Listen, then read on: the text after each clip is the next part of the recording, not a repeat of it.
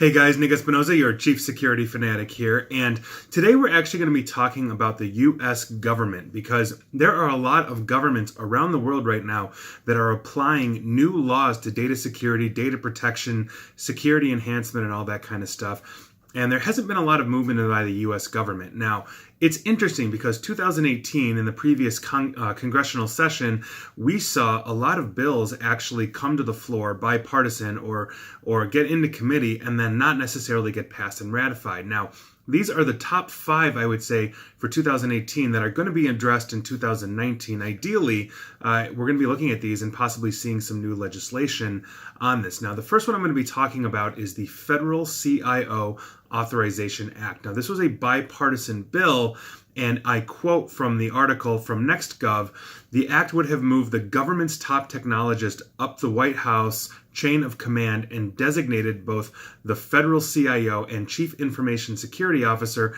as presidentially appointed jobs. Now, whatever you think about that, that is an aggressive move to make data security and technology information at the forefront by putting it in the executive branch.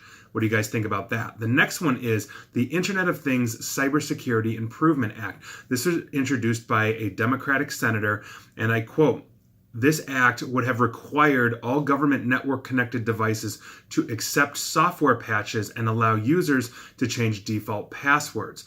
Now, the goal of this bill, as claimed by Senator Warner, he's the one that introduced this, was they wanted to see it as a way to leverage the government's sizable purchasing power as an incentive for IoT makers to actually force these changes that benefit the general consumer, which I think kind of makes a lot of sense, but again, you tell me.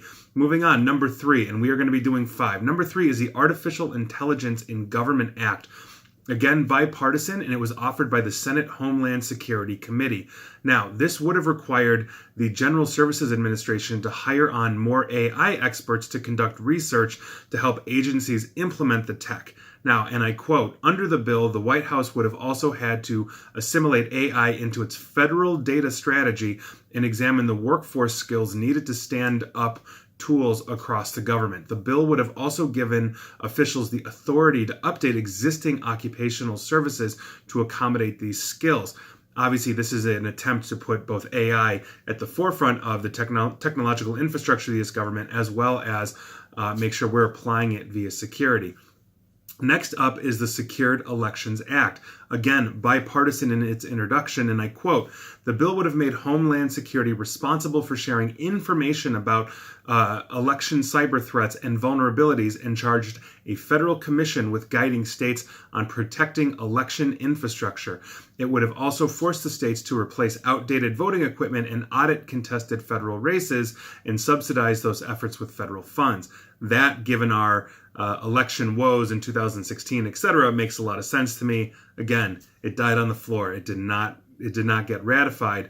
And the last one I'm going to be talking about is the Data Care Act. This was introduced by Senate Democrats, and it would hold private corporations financially liable for the consumer data they collect and use. This would have been a rudimentary GDPR like what the European Union has, but obviously we've been talking about that for the last year. So those are the 5 bills that really affect technology, cybersecurity, consumers, data protection, all this kind of stuff. And when now that we have a new changeover coming in the next couple of weeks, we're going to see where this goes. But tell me what you think about these laws.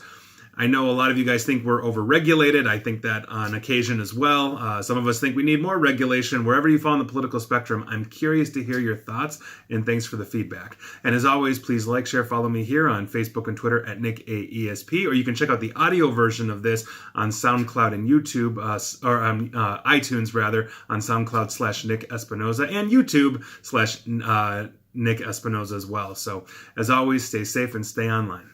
Thanks, guys.